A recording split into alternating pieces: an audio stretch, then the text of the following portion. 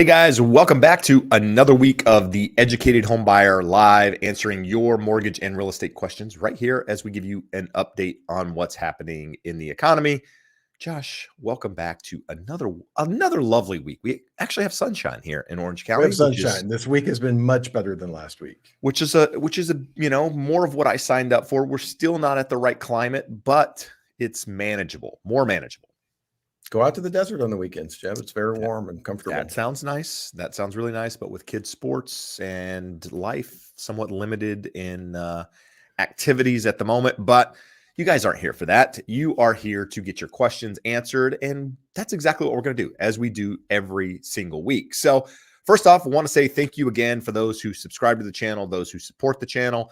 Almost at 100,000 subs. Thought I would be there by this week at the rate that I was growing. A little bit short.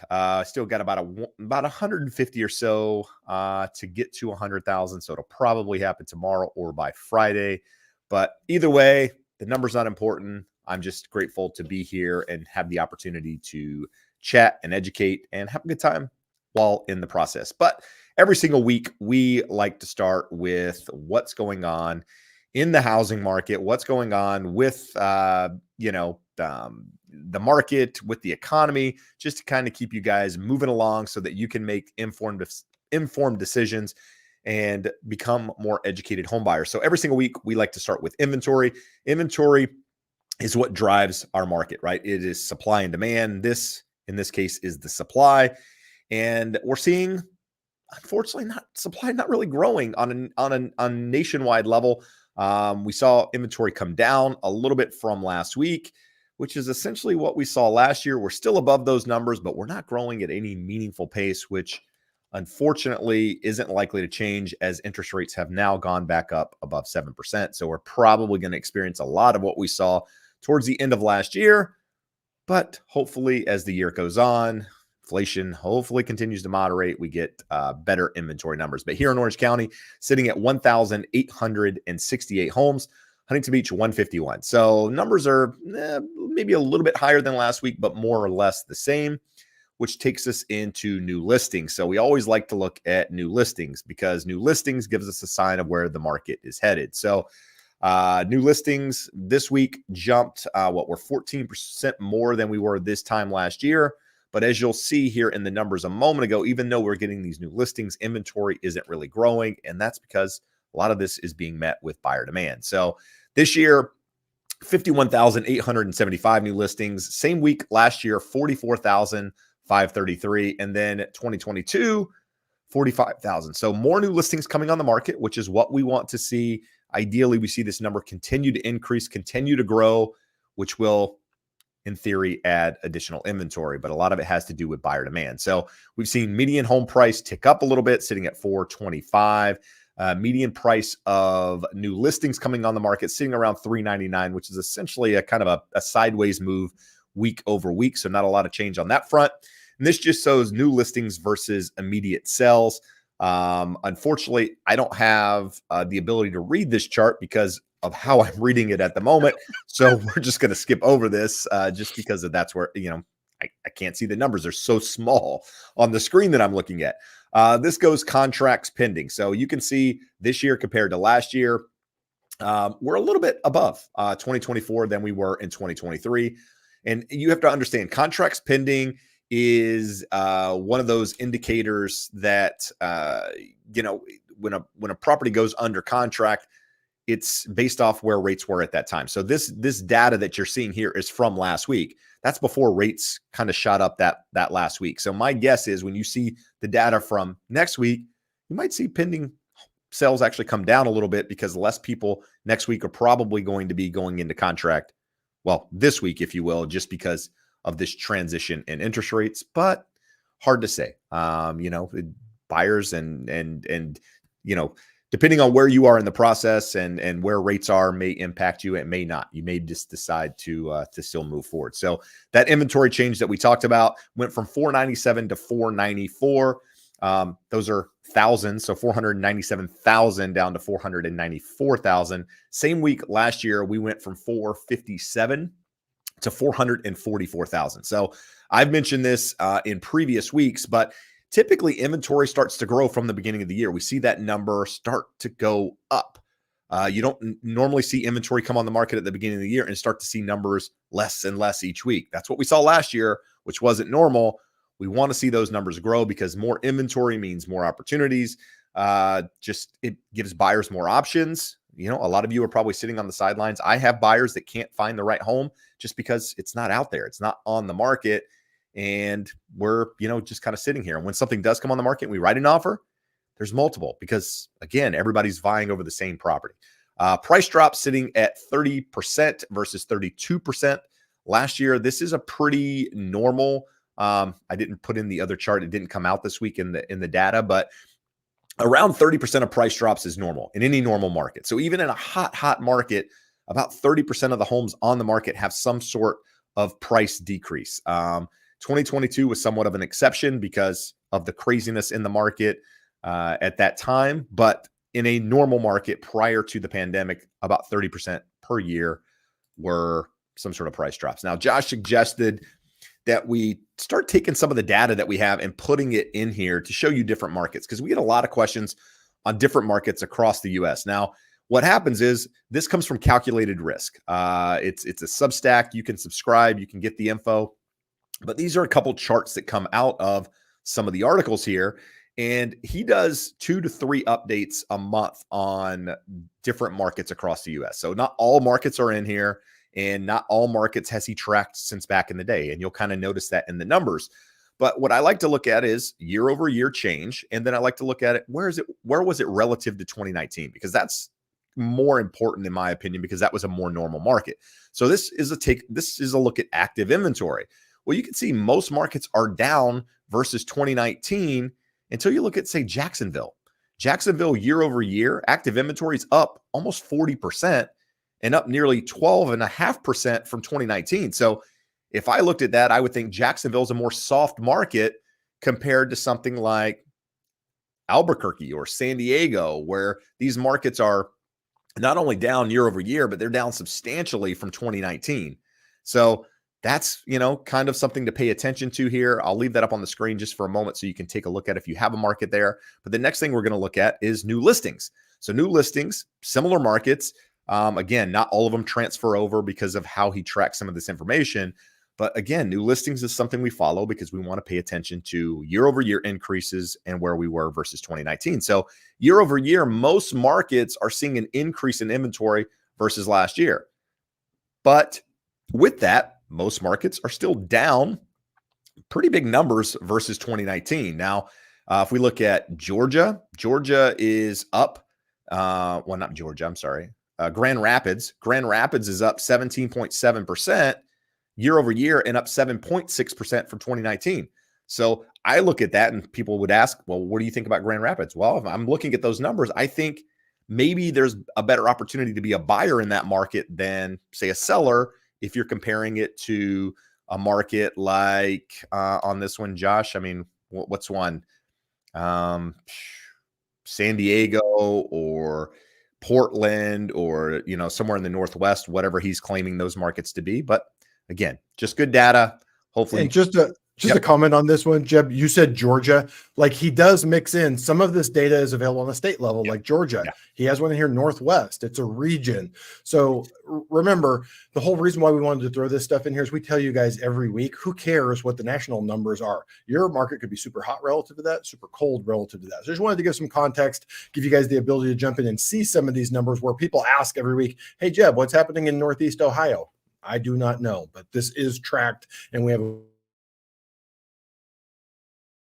to the national numbers that we go through.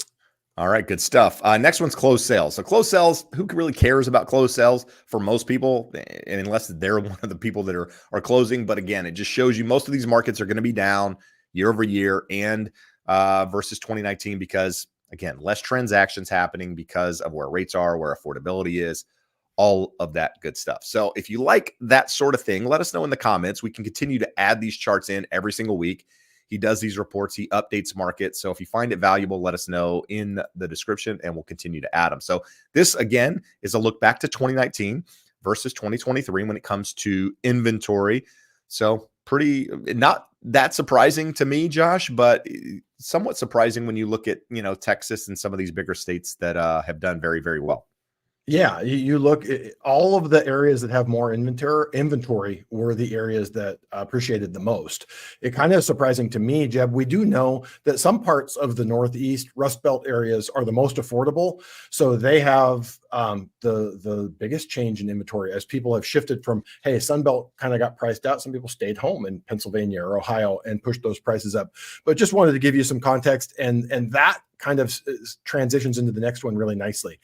So this one is a little bit of a gut punch. We talk about cheaper to rent, cheaper to own. If we go back to 2020, this chart, all those dark gray areas shows where it was cheaper to buy. Where we are here in Southern California, always paid a premium to own versus rent. But if you look, now that's pretty much all of the country. There is some form of red or pink. So again, we did that interview on the podcast with Barry Habib. He did a really good job explaining why, yes, short run rent is better, long run, and then that depends on how red your area is, but longer term, especially if rates drop and buyers are able to refinance, that transitions over time. Generally within 5 to 10 years, you're significantly better off owning, but just thought we'd throw that in there. Wanted to point this out. Jeb, the next one there just shows the home ownership rate. So this goes all the way back to 1965. The low on that chart is about, yes, the low on the chart is about 63%. It ran up to almost 66, back down in the early 90s to about 64%. Post January 15, it got as low as 63%. But we talk about this. The high was 69% back in January of 2005. And that was due to bad government policies. The government decided that home ownership is good, so more home ownership must be better. We want to see that number somewhere between 63 and 66%. So is it reasonable to think that as affordability drops, that we could see that home ownership rate dwindle?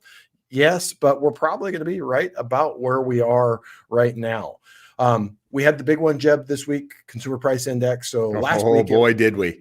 Yeah, last week we got punched by a crazy non-farm payrolls, which the non-farm payrolls has massive adjustments. The January is prone to wild, crazy numbers. Just to put that into context, you can still see the downtrend. You can still see that it went down. It went down. It just didn't go down as much as what everyone had wanted. Also wanted to point out this one. The light blue line there is what was forecast. So the fact that just this month, light blue was right below the dark blue, that's what the market didn't like. They were forecasting it to be lower. It came out a little bit higher. But in context, those numbers have been pretty accurate for the better part of 18 months.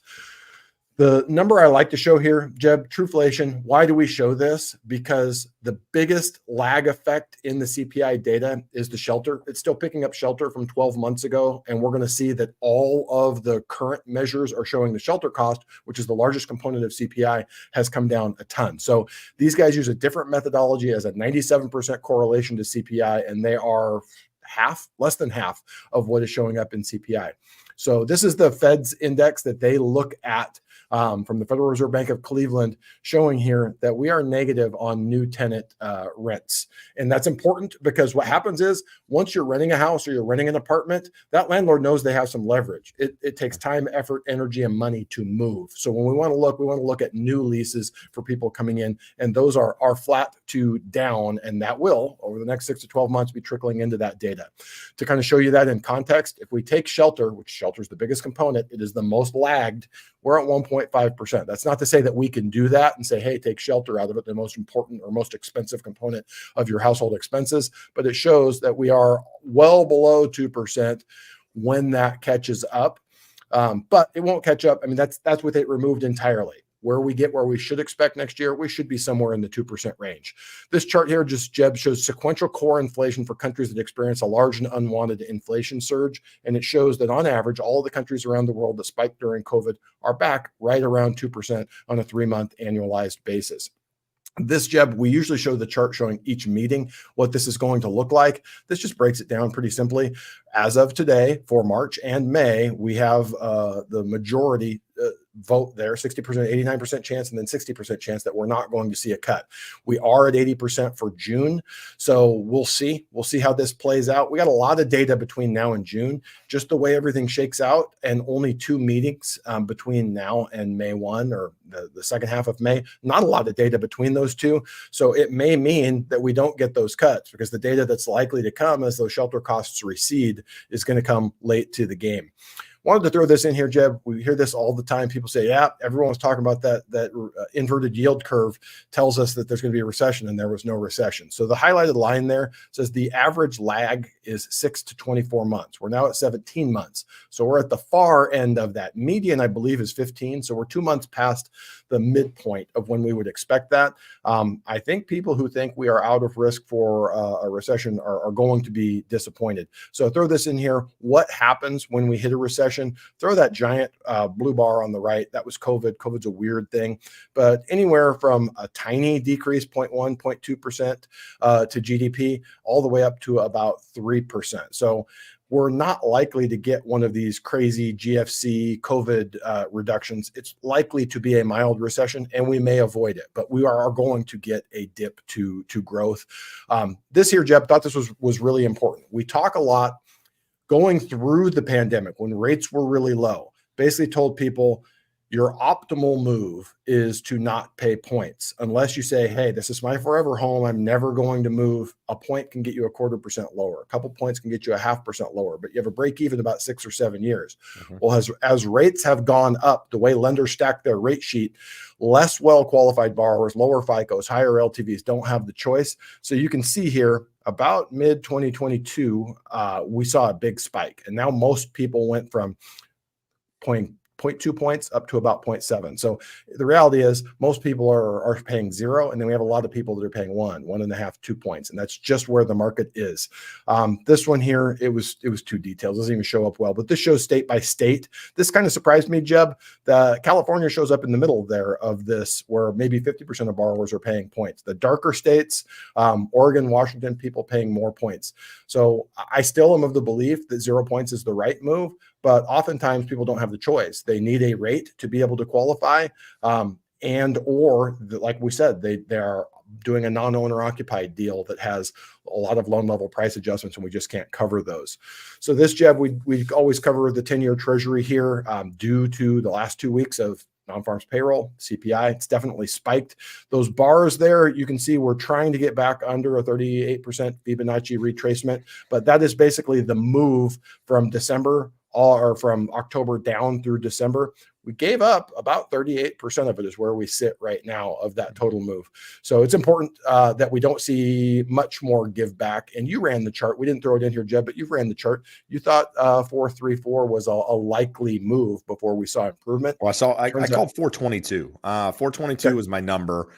It went to 422 and then broke right above it. But then, I mean, it was somewhere around that number. So it was pretty close. Yeah. But so it's likely that we've seen the worst, but we're not out of the woods. The data coming here is going to tell us that. So what does that mean for you if you're out there in the market? Optimal Blue is reporting 6.833 on a 30-year fixed conforming conventional, and a Mortgage News Daily is at 7.09. So somewhere right in that 7% range. We were hoping that stuff was in the rearview mirror. It apparently is not. FHA Optimal Blue is reporting 6.65 and 6.55 for Mortgage News Daily. So that's what you're looking at there. So there's housing and there's rates. Awesome. Josh, put us back to there we go. So guys, if you find any value in that information that we just did there, do me a favor, hit that thumbs up. If you aren't subscribed to the channel, now would be a really good time to become part of the community and help me hit 100,000 subs. I'm so very close. And honestly, my kids are ecstatic. Like, they're checking the numbers constantly because they're getting play buttons because that's what they want in their room. I guess they're going to take them from me. So anyway, guys, I'm very grateful. We do this every single week. We're here. We used to be 2 hours. Now we're an hour. But it's taking time out of our day to educate and guide you guys through the process. And the other thing I want to mention is, if you're not checking out the Educated Home Buyer channel on YouTube, go do that. Listen to the podcast. A lot of positive feedback coming from you that are listening and watching. And we are very grateful for that. If you just listen to that on audio, you're wondering, hey, what the hell were they talking about slide-wise? Like, I didn't see any of those charts. I'll link to it in the description below. You'll have that so you can go back and watch it. And lastly, if you need to get in touch with Josh or myself, anywhere in the country, an agent, a mortgage professional, you can use that link below to do it. So Josh, let's do this. Let's back it up and start with some questions. We've got is your monitor able to show yeah, them to you? Yeah. So Kenneth's asking, is it me or did mortgage rates go from 6.5 to 7? No, it's not just you. It happened between basically two different reports. It happened between non-farm payrolls coming in 200,000+ more jobs than were expected, which is essentially the same thing we saw last January. Same exact thing, because some recalculations done, but nevertheless, the number came in as what it did. And then this time CPI. Now, part of CPI, there was some rounding because, again, that you kind of look like a realtor or mortgage professional in your picture. But anytime I see a suit, I just assume that. But because of some rounding and how the numbers came in, the number actually popped up a little bit more than expected, which made it look a little bit worse on paper than it was. But nevertheless, it came in higher, and we're paying the price for that at the moment. So some people believe that this is the spike, that it's going to continue to go down from here. I do think the same thing, but if I've learned anything, it is to expect the unexpected, and we're continuing to see that at the moment. Jeb, let's follow along. Here's another question. Praxia, regular viewer here, says, I know you guys have been stressing inflation falling off and rates trending down meaningfully by year end, and I agreed. Agreed sounds like past tense, Jeb. Yet we're seeing analysts predicting a new cycle of sustained high rates too. Nothing has changed my opinion. I don't want to speak for Jeb, but on that note, I told Jeb, he and I were sending some chat messages last night, and I said, you would appreciate this. Two people that I really enjoy following their commentary and the data that they follow. Danielle DiMartino Booth. You can get a lot of her stuff on YouTube. Peter Bookvar, also on Substack, $30 a month. You can get all his info. So Danielle DiMartino Booth goes through all the info, including the CPI data, and she's like, we're going to see a significant downward move in the 10-year in the near future.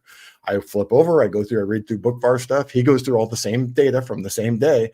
And he goes, this is yet again another reason why I say we are going to revisit 5% on the 10-year before anything. Those are two really smart people. I think I'm pretty smart. I think I'm on top of this. I tend to agree with Danielle DiMartino Booth, but I also know that Peter Bookvar knows a lot more about economics than I do and following the economy. So has anything changed my opinion? No. But are there smart people out there that are on the other side of it? Yeah, there are. They're in the minority right now, but they're not zero. They're not even, it's probably what we say 60, 40, 65, 35, Jeb? Yeah, something like that. Probably right. Yeah. All right. Let's transition here a little bit. Big G. I see, when you say Big G, I have a picture in my head of somebody I would think of as Big G, since there's no photo there. So I feel like you either need to put a photo in there or give us a description. Are like, what are we looking at here? Jeb, don't be mad because you're a lowercase G and he's a big G. I mean, maybe that's maybe he's got a son and they're little G and he's just big G. But anyway, and I said it could be a she, who knows? But anyway, when will inventory improve is the question. And there's another question along the same lines, basically asking, you're asking the same question. Will low inventory cause builders to build more homes? So to answer the second part first, I believe, yes. I think at the moment, 25, I saw the chart this past week. I don't remember the exact number, but it's more than 25% of the current inventory that's on the market nationwide is new construction, which is a very, very big number.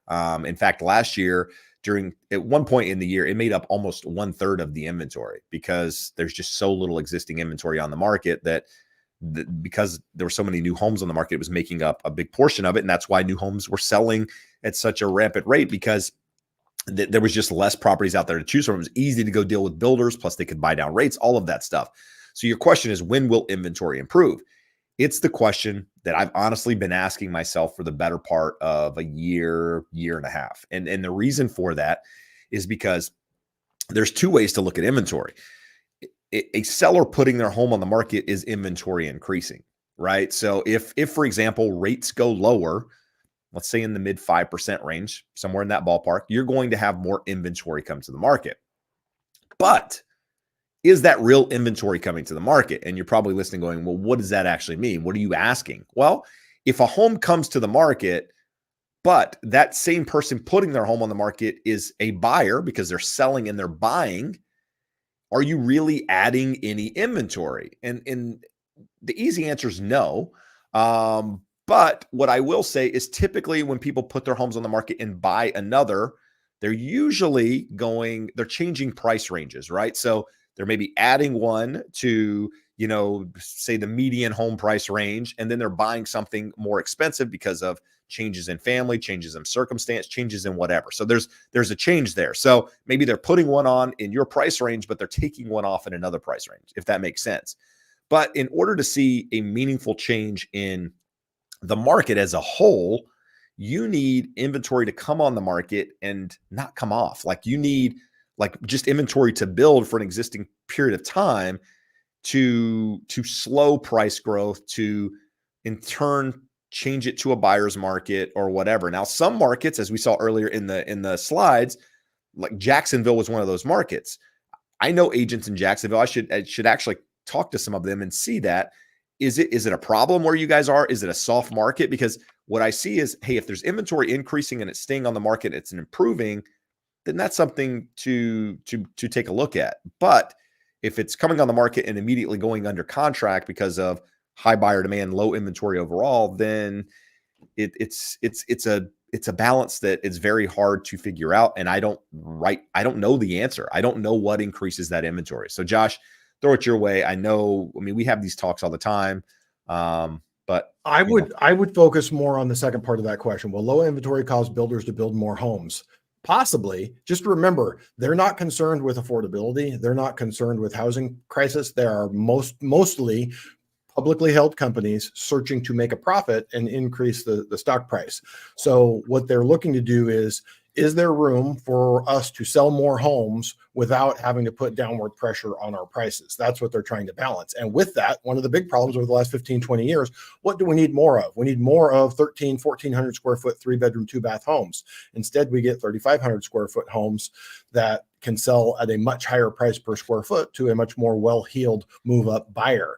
So I wouldn't look to builders to solve the problem for the reason that they're trying to maximize profits. If they do alleviate some of the pressure by building more inventory, it's inadvertent. It's not intentional. That's not their outcome. But also something to note is that when builders are building homes in a lot of markets out there, they're not building them in the price ranges that we really need the homes.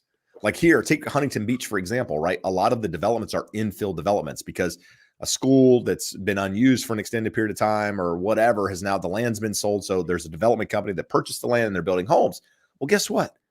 Those homes are super small lots. They're maximizing the homes on those lots. So you're talking 3,000, 3,500 square feet, $2 million plus.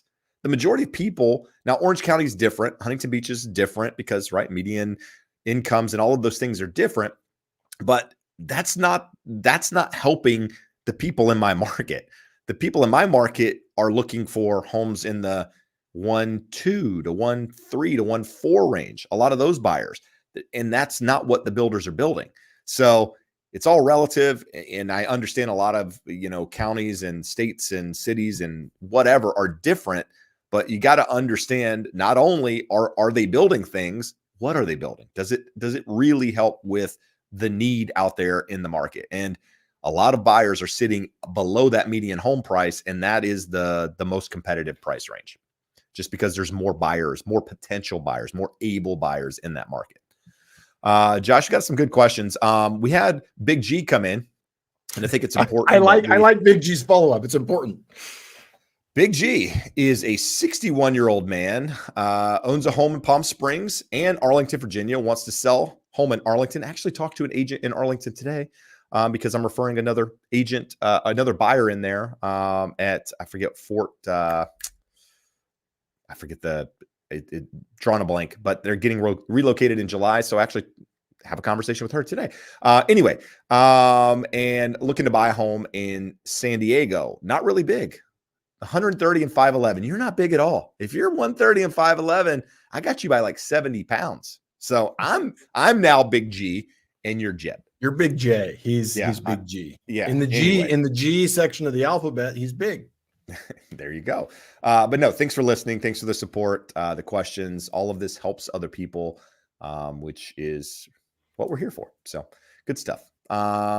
Josh, why don't you pick something there? I'm working off a limited. This is an interesting one. And Coley, hopefully you're still here. Correct me if I'm not following along. I'm pissed. I have the money required to season my VA loan, but I literally cannot buy time. That is the time required to season my loan. My interest rate is 7.25. I have 117 days left. You have to have 210 days from the first payment before you're VA IRRRL eligible. If I'm following along, I think that's what you're saying. But importantly here, I wouldn't be pissed. I wouldn't worry about it. Rates are lower. We showed the number, government FHA VA rates are about 6.5%, depending on a number of factors that would vary according to you and your property. But believe pretty strongly, we're going to have an opportunity later in the year at a better number. We were at 6.25 on the optimal blue mortgage market index just, 10 days ago. So I wouldn't worry about it.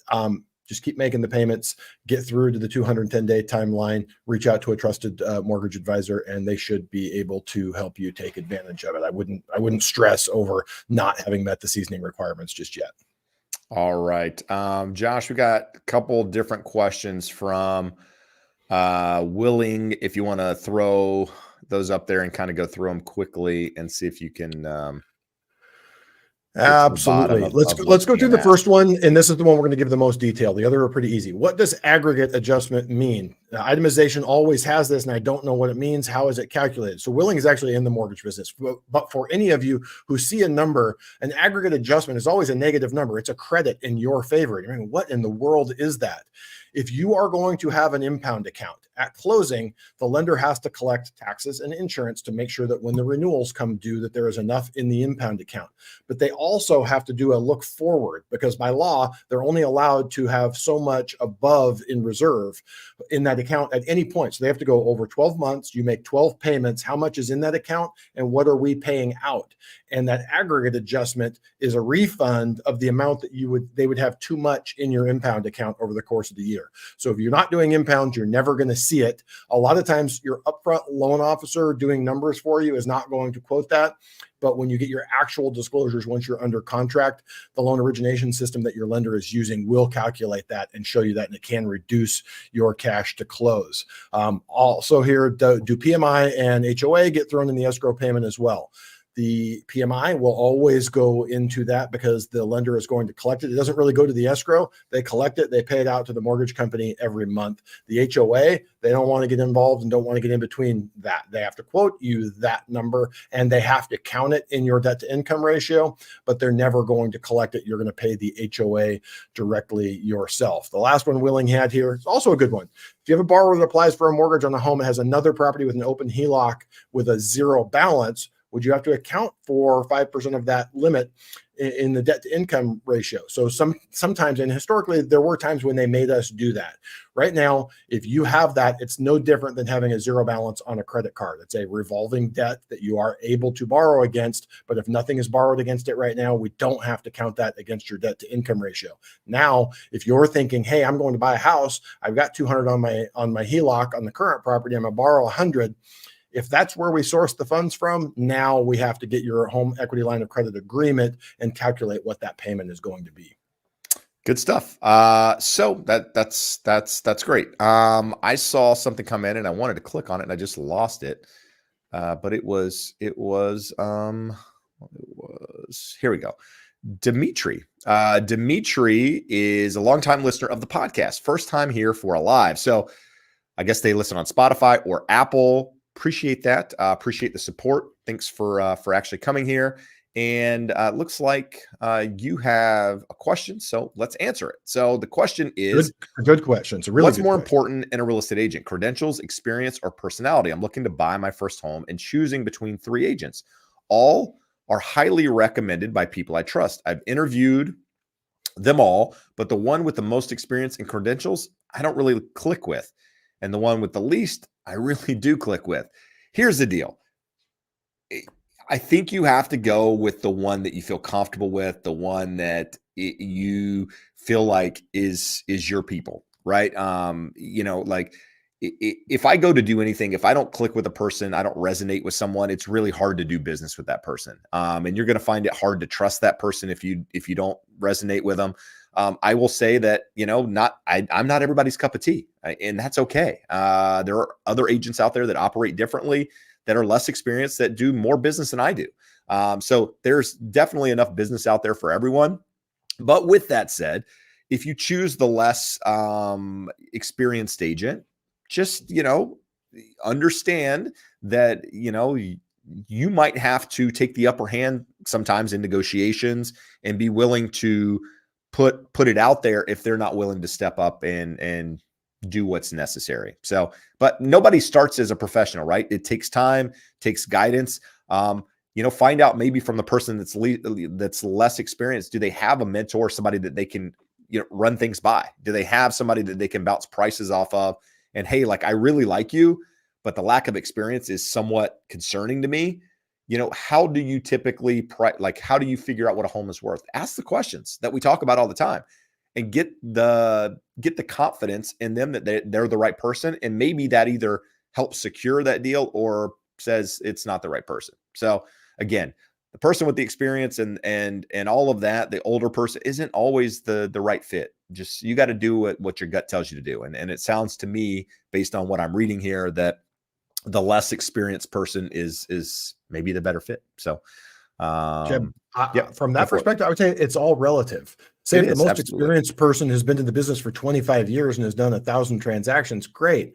The less experienced person has been in the business for 6 years and done 100 transactions, they're still experienced. So you didn't tell us this person is inexperienced. It's their third deal ever. So in that case, what Jeb said, you want to make sure they absolutely positively have a mentor. I compare this to the mortgage side. On the mortgage side, it's a little bit easier because you probably have a gut feeling, is my file an easy file or is my file a hard one?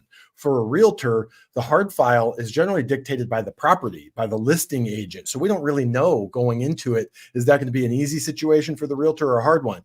For the loan side, if you're self-employed and you have a 650 FICO score and you're getting gift funds and we just repaired your credit, we got all these moving parts, you need someone with experience. If you have an 800 credit score, you got 40% sitting in the bank and you're going to put a 20% down payment, and you have the same job that's a salary for the last 20 years, an inexperienced person probably can't screw that up. So it's a little different on the real estate side, because would you say that that's accurate, Jeb, that oftentimes the property itself and determines the complexity of the transaction? Yeah, absolutely. Again, in a competitive market, I think a newer agent, an inexperienced agent, is as capable in 80% of the ways as an experienced agent. Where it changes is when the market changes, things are difficult. If negotiations are tough, that's where the experience kind of breeds the upper hand, if you will. So to each his own. It's a lot of this is personal, and you got to go with what you feel comfortable with, because ultimately that's what's going to bring you comfort in the process. So I say stick with that. So what I want to do here, guys, is we've been in here just hour and 38 minutes. Well, 12 hours. 12 hours. I should just go live until I hit 100,000 subs. I like that idea. I like that a lot. What if I did? My wife would probably punch me. But anyway, if you haven't done so already, if you're listening on the Educated Homebuyer podcast, which at the moment 24 of you are, there's 120 on my main channel. If the 24 of you haven't subscribed, go subscribe to Jeb Smith. It would help me reach those numbers. And if you're on my channel, help me hit 100,000 tonight. I would be grateful, especially if you've been here before and you haven't subscribed. It helps me. And it helps the algorithm. And ultimately, again, the goal here is to educate, and, we're giving you our time and hopefully providing value while we're doing it. So, Josh, one other personal thing here. A lot of people ask recently about the sleep apnea test. So I had a sleep apnea test. My wife's like, you're dying while you're sleeping. And of course, I said no for the better part of however many years that I denied it. Well, she was partially right. I have mild to almost moderate sleep apnea. I'm at I think 15 becomes moderate, like if you have 15 apneas within whatever the time frame is, I don't even know. I probably should know this. Then you're moderate. I'm at 12. So I'm on the high side. But I do qualify for that nice little machine. And I told my wife, I was like, I should probably order it, because if I'm not getting good sleep now, and guys, I sleep fantastic. Like I have no problem going to sleep. I get up early in the morning. When I wake up, I get out of bed. There's no like deciding whether I get out of bed, and I usually feel pretty good. So if I can improve that, I'm all about it, guys. So if you see Jeb, maybe that's why I'm not as personable, Josh, sometimes, is maybe I'm getting bad sleep. I'm going to, every time I want to say, hey, Jeb was really being a jerk today, I'm just going to go, he's got apnea. It's okay. You got to give him some slack. Yeah. I mean, maybe that's why. So, hey, if I come in rejuvenated, revived, if you will, guys, just know it was the CPAP. Anyway, moving along. We get questions like this all the time, but I'm going to start answering it, Josh, and then I'll throw it your way. Should I lock my interest rate right now? Or maybe wait until next week or in the month? I would say if you're comfortable with the rate now, you might not like it. Okay. Nobody likes the rates right now, unless their last rate was like 20%, right? If you are comfortable with your rate, the payment that's associated with it, lock it. Josh might have a different answer. That's okay. But there's too much volatility in the market at the moment. There is, one dummy can come on and say one thing, and the market goes bananas the one way. Then another dummy can come over here and say something entirely different. Market goes bananas in the other way. At the end of the day, lock your rate, move along, and at some point in the future, you're likely going to have an opportunity to refinance. So that's my 2 cents. Josh? For most people, that is the right answer right now, because there is so much volatility. If I talk to someone, we've gone through this on the show before. I ask someone, you go to Vegas, do you hit the buffet? Do you hit the shopping mall? Or are you just the person that cannot get to the blackjack table fast enough? You're pumping money into the slots at the airport before you even get in the taxi. If you're that person and you have some risk tolerance and you're working with a mortgage professional that can help you gauge risk versus reward right now, you could possibly float. For most people, the right answer is to get it locked. I meant to look it up. I should know this, whether retail sales is tomorrow or Friday. But retail sales is the other big one that we have this week, that the consumer's been spending like crazy. And if they keep spending, that will spook the Fed a little bit, and it will spook the market, worried that the Fed is spooked. So there are some market movers out there right now that, for the majority of people, if you're in the market and you're ready to close in the next 30 days, the answer is just step out of the way and get the stress out of your life. Good stuff. Good stuff. Willing, it gave us an update on the pup. Says growing like a wildflower. Stella, we all named her here, has sizzlers for days, and her personality is taking shape. So I would like to rename the dog. I'm sorry. It should be called Wolf.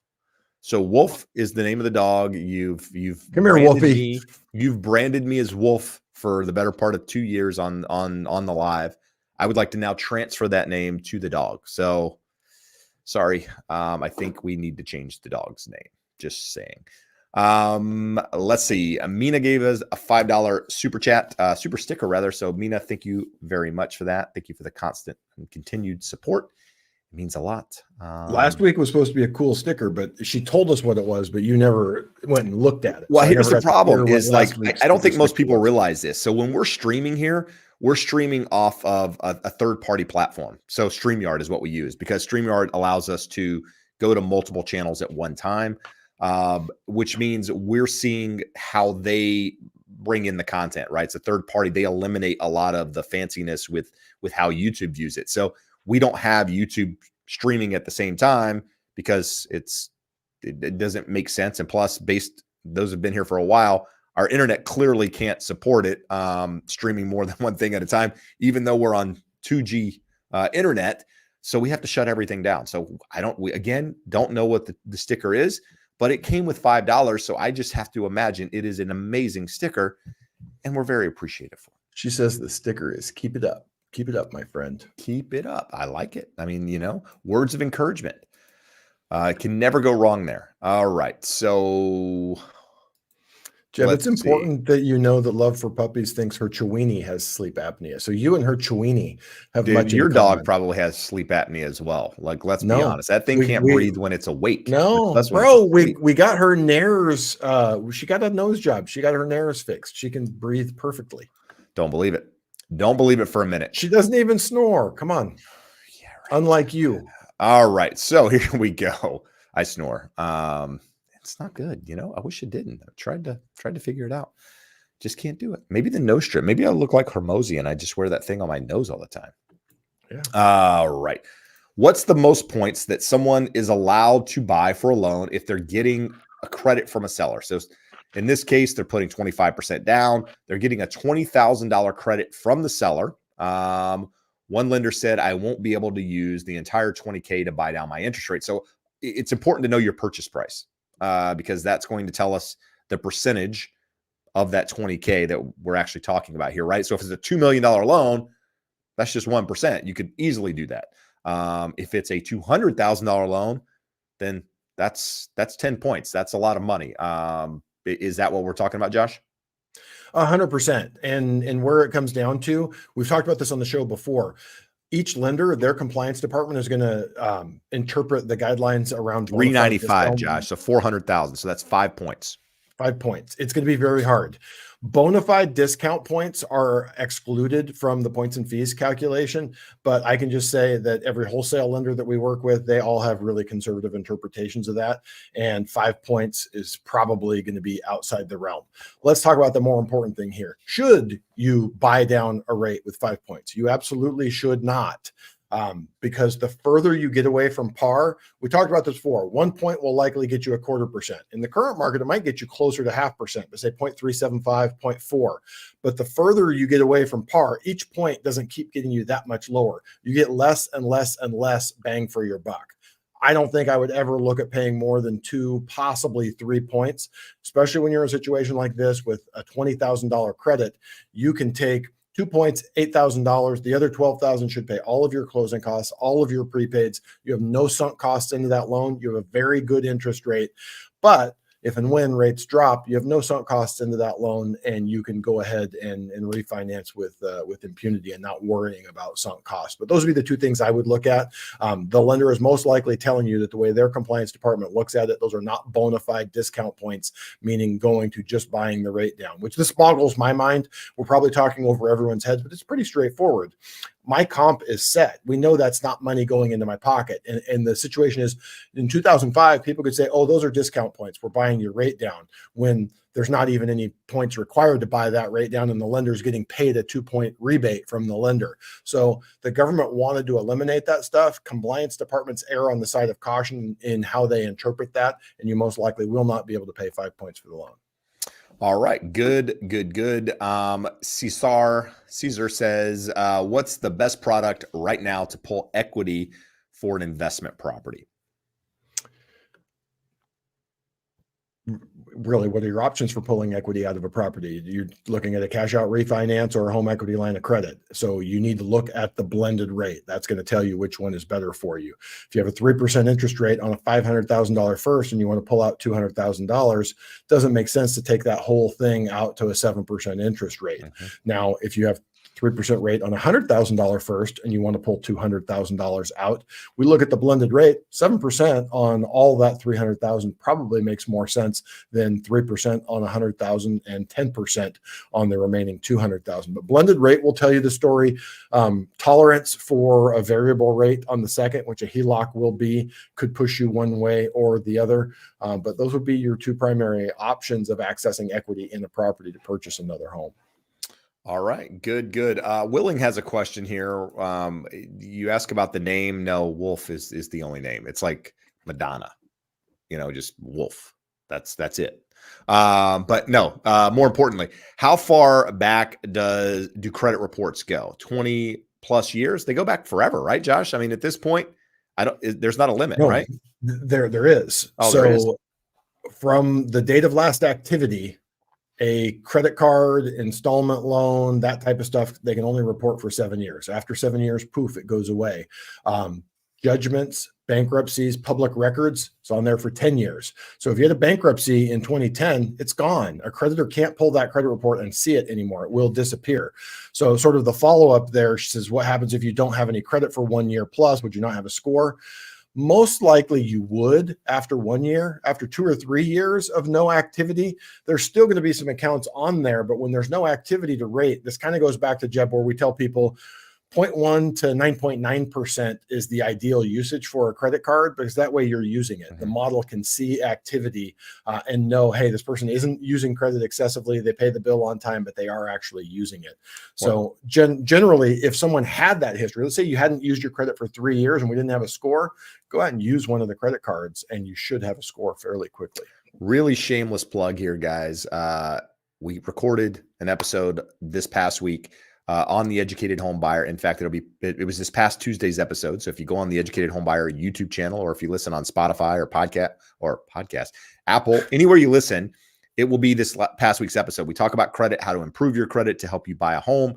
It's short. It's like 30 minutes, guys. It'll help you improve that score. It talks about how important that score is in the process. And we give you some examples of how it affects rates and why you should focus on that, especially if you're in this time period where things aren't, not a lot of inventory, you're not seeing what you want. Use this as an opportunity to improve the things that you can, control the controllables to put yourself in a better position. So go check that out if you haven't.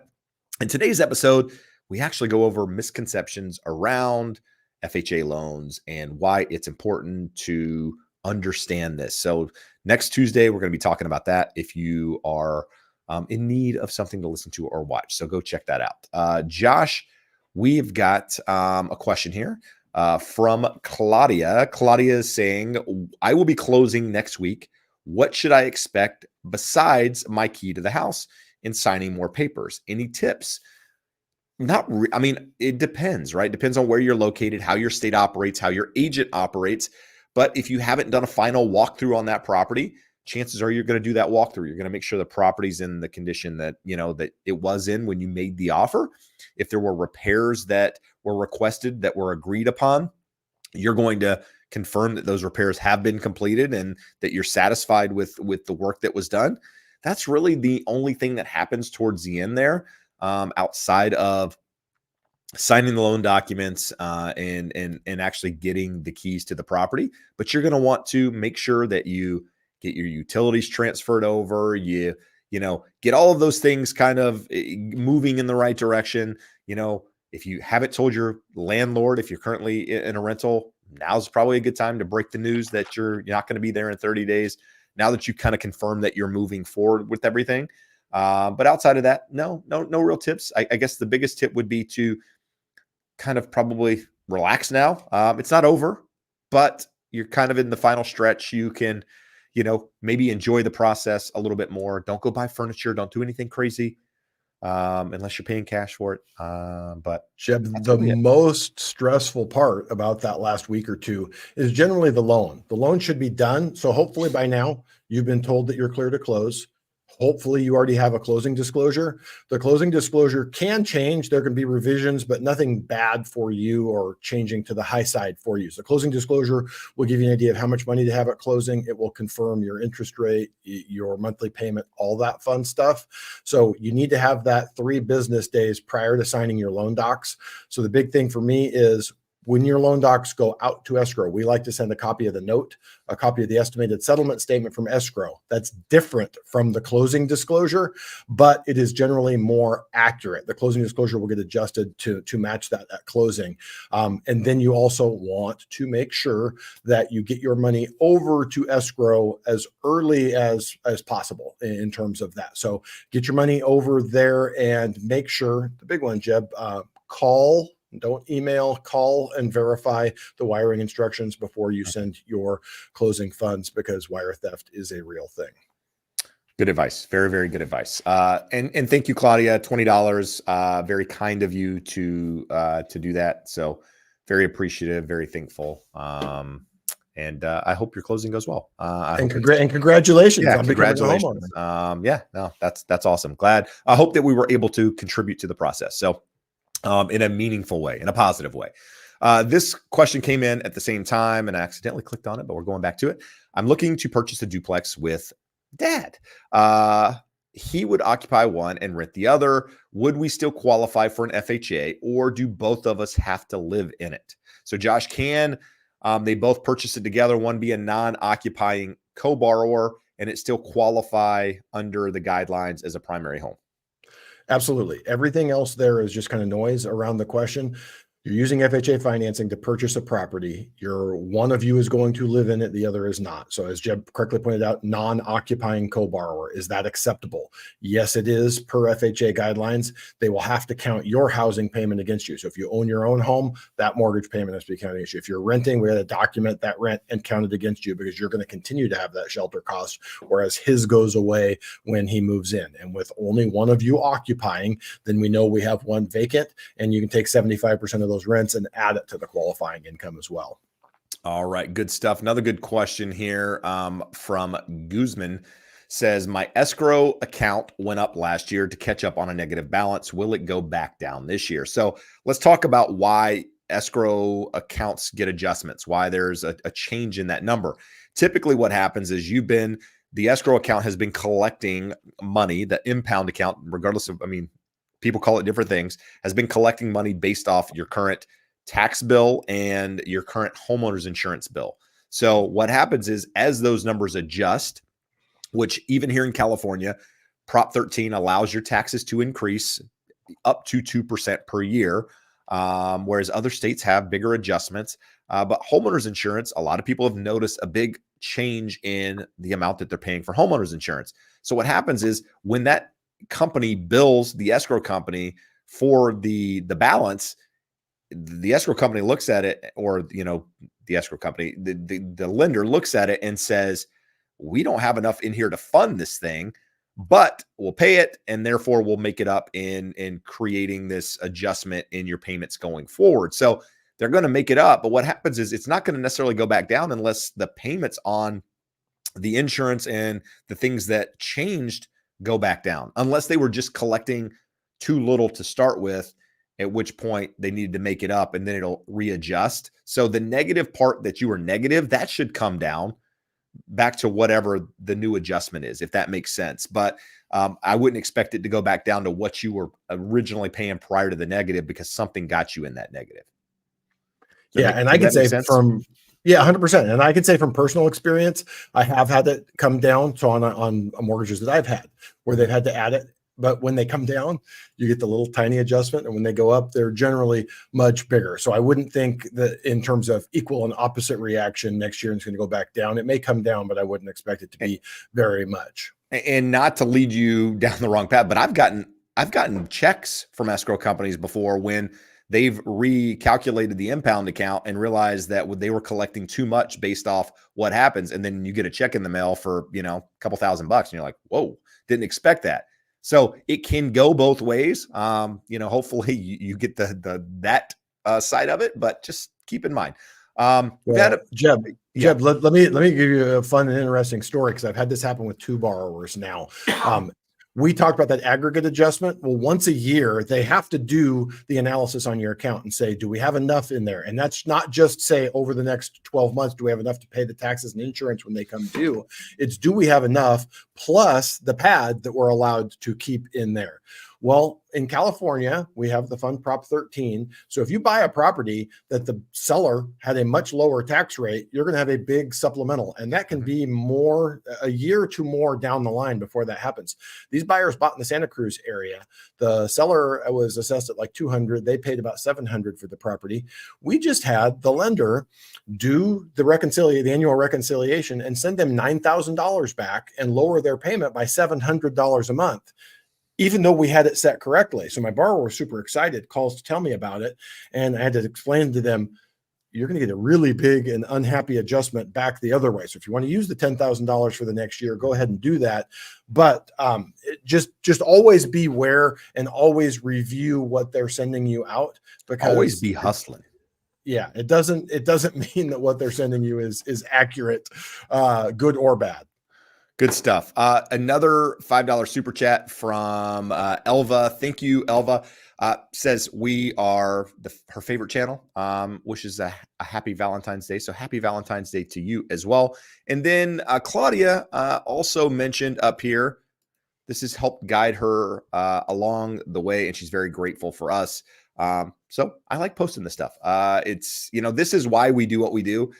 It's to help other people and serve, and, hopefully you guys get some value out of that. And yeah, that's what makes it worthwhile, guys. So thank you. We've been on an hour. We'll run a little bit over here, Josh, if you're good with it. If you don't have anywhere to be tonight, it is Valentine's. I don't have a Valentine. I don't have a Valentine. I'm shocked that anyone showed up to listen to us. I do have a Valentine. My lovely wife and dog are at home. I guarantee your wife's, if Angela, text me right now if you're listening. Watch. I guarantee I get a text within like 2 minutes.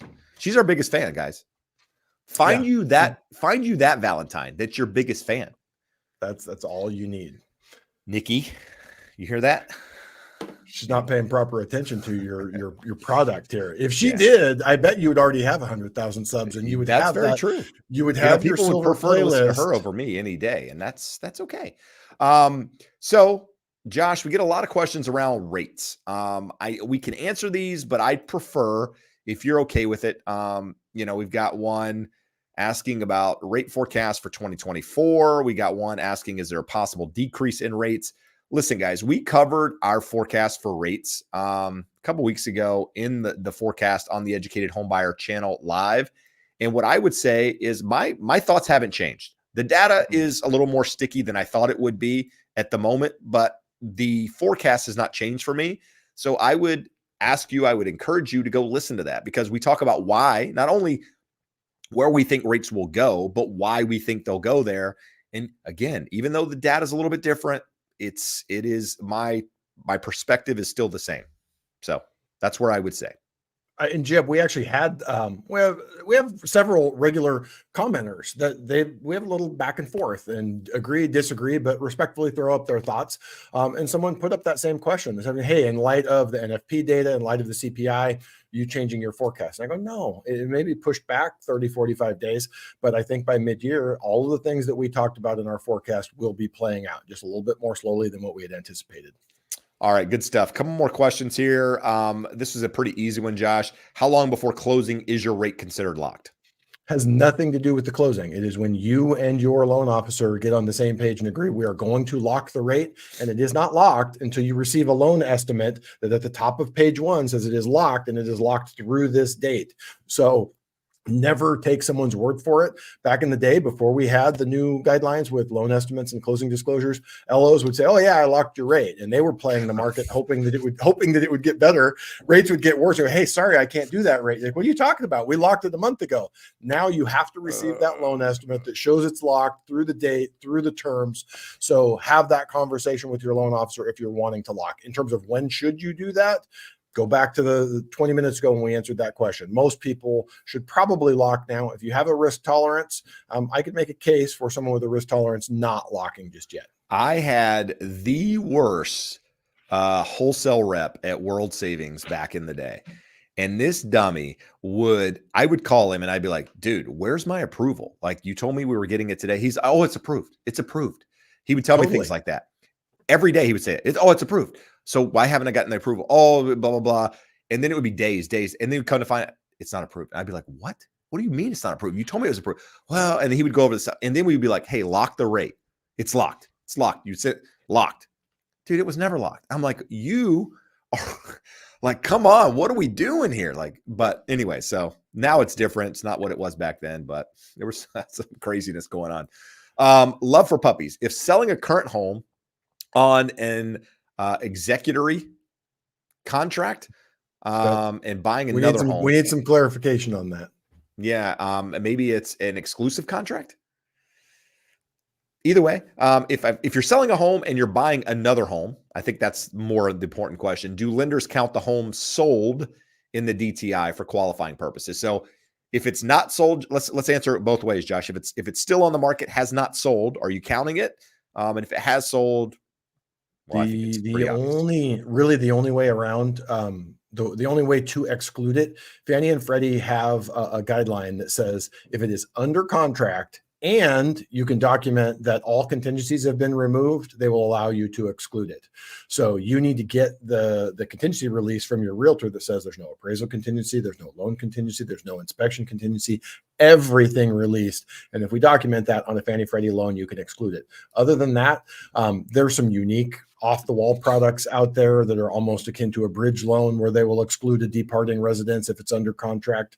But for the most part, you're going to have to count that if the sale has not closed.